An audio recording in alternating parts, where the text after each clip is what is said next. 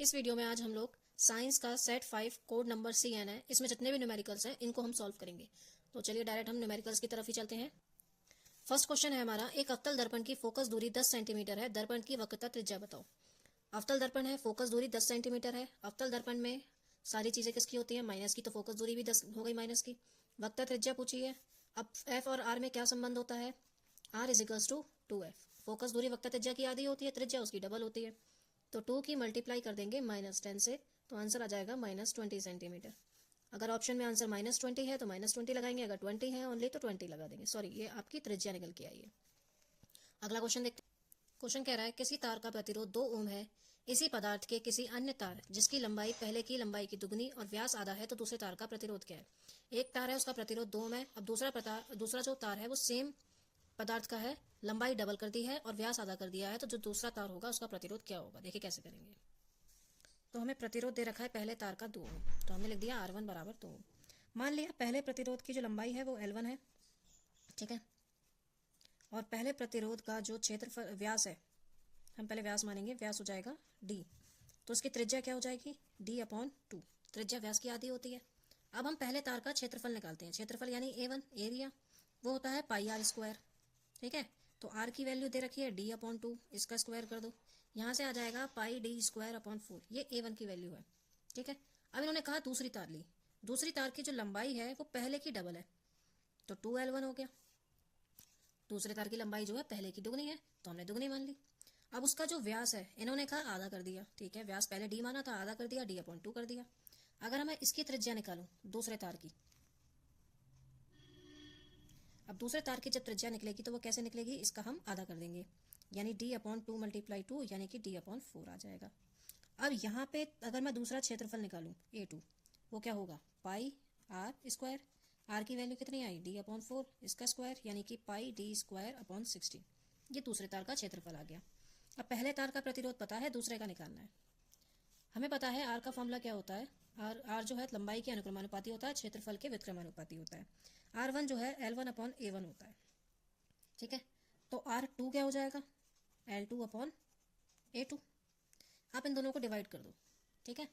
जब दोनों को अपॉन में करोगे आप, तो यहाँ से R1 की वैल्यू तो आपने 2 लगा दी, L1 है। पाई की वैल्यू अभी आपने निकाली πd²/4, ठीक है।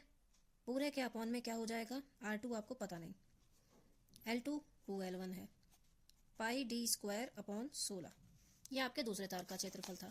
अब आप क्या करेंगे, पहले आप इसको सॉल्व कीजिए। ये 4 कहाँ आ जाएगा, ऊपर L1 के पास। पहले इतना एरिया सॉल्व करेंगे, यानी हम इसको लिख सकते हैं 2 बराबर 4L1 πd²। ये 4 चला गया L1 के पास, अपॉन R2 बराबर 16 चला जाएगा ऊपर, 2L1 × 16 बटे πd², ठीक है। चार चीज़ें बटे में हो गई इधर, दूसरी और चौथी सेम टू सेम है, मैंने काट दिया, ठीक है। अब क्या करेंगे, अब देखिए यहाँ पे क्या कर सकते हैं, 2 = 4L1 अपॉन R2 अपॉन ये L1 है, 2L1 × 16, ये आ गया यहाँ से। देखिए 4L1 अपॉन 2L1 16 आ गया, L1 से L1 कैंसिल कर दिया, 4 से 16, 4 4 से 16 हो गया। 2/R2 की वैल्यू आ गई 1/8।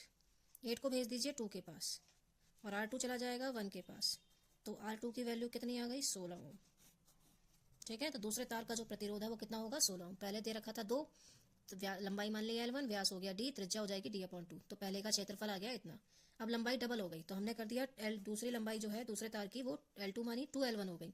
व्यास आधा कर दिया, तो व्यास पहले D था, हमने इसको D/2 कर दिया। त्रिज्या निकाली, D/4 हो गई। दूसरे का क्षेत्रफल निकाला, πd²/16 हो गया। अब R जो है लंबाई के अनुक्रमानुपाती होता है और क्षेत्रफल के व्युत्क्रमानुपाती, तो हमने उससे वैल्यू लगाई, दोनों को डिवाइड कर दिया। वैल्यू लगाई तो पहले इसको 4 को ऊपर भेजा, 16 को ऊपर भेजा, फिर चार चीजें अपॉन में थी, πd² सेम था, काट दिया। यहाँ पे हमने फिर से सॉल्व करके दूसरे तार की प्रतिरोध निकाल दिया। हमारा थर्ड क्वेश्चन है, किसी लेंस की क्षमता -2 डायोप्टर है, तो लेंस की फोकस दूरी बताओ। क्षमता कौन दिखाते हैं, P से, माइनस का 2 डायोप्टर है। फोकस दूरी और क्षमता में क्या संबंध होता है, फोकस दूरी याद करनी है। P बराबर 100/f, जब हमें फोकस दूरी सेंटीमीटर में चाहिए हो। P दे रखा है माइनस का 2, 100 है ये, फोकस दूरी हमें पता नहीं, फोकस को ऊपर भेज दीजिए, -2 नीचे आ जाएगा, 2 5 जा 10। तो फोकस दूरी आ गई माइनस का 50 सेंटीमीटर। अब फोकस दूरी जब माइनस की आई है तो लेंस कैसा होगा, अवतल लेंस। तो प्रकृति हो गई अवतल लेंस, और फोकस दूरी हो गई -50 सेंटीमीटर। अगला क्वेश्चन देखते हैं। हमारा अगला क्वेश्चन है, निर्वात में प्रकाश की चाल 3 गुना 10 की घात 8 मीटर प्रति सेकंड है। हीरे में प्रकाश की चाल ज्ञात कीजिए। हीरे का अपवर्तनांक 2.42 है। अपवर्तनांक का यानी एन का फॉर्मूला क्या होता है? एन बराबर सी अपॉन वी। सी यानी निर्वात में प्रकाश की चाल, वी यानी माध्यम में प्रकाश की चाल। अपवर्तनांक दे रखा है 2.42। निर्वात में प्रकाश की चाल दी है, नहीं दी होती तब भी इतना ही होता। माध्यम में प्रकाश की चाल पूछी है, वी को भेज दीजिए ऊपर, 2.42 आ जाएगा नीचे। ठीक है, पॉइंट हटा के हमने क्या किया, 3 के साथ 2 जीरो बढ़ा लिए। ठीक, 2 1 जा 2, 2 2 जा 4, 2 1 जा 2, 2 1 जा 2, 2 5 जा 10, 0। अब ये कटेगा तो है नहीं, यानी यहाँ से आ गया 150 गुणा 10 की घात 8 बटे 121। तो आप 150 को 121 से डिवाइड कर दीजिए। 121 1 जा 121, यहाँ बचेंगे 10 में से 1 गया 9, 4 में से 2 गया 2, पॉइंट लगा के 0 बढ़ा लिया। 2 जा 242 हो गया, 10 में से 2 गया 8, 8 में से 4 गया 4, 0 अपने पास से बढ़ा लिया, 480 हो गया। अब आप यहाँ करेंगे 3 जा, क्योंकि 4 जा ज़्यादा हो जाएगा, 3 जा हो जाएगा 363। 10 में से 3 गए 7 बचे, और 7 में से 6 गया 1 बचेगा, यहाँ पे 17 बच जाएगा। ठीक है, फिर आप एक जीरो और लगा लेंगे। ठीक है, तो यानी लगभग 1.23 के आसपास आपका आ जाएगा। तो पॉइंट के बाद 2 ही डिजिट बहुत हैं, 1.23 गुणा 10 की घात 8 मीटर प्रति सेकेंड। हीरे में प्रकाश की चाल होगी इतनी। ठीक है, अगला क्वेश्चन देख।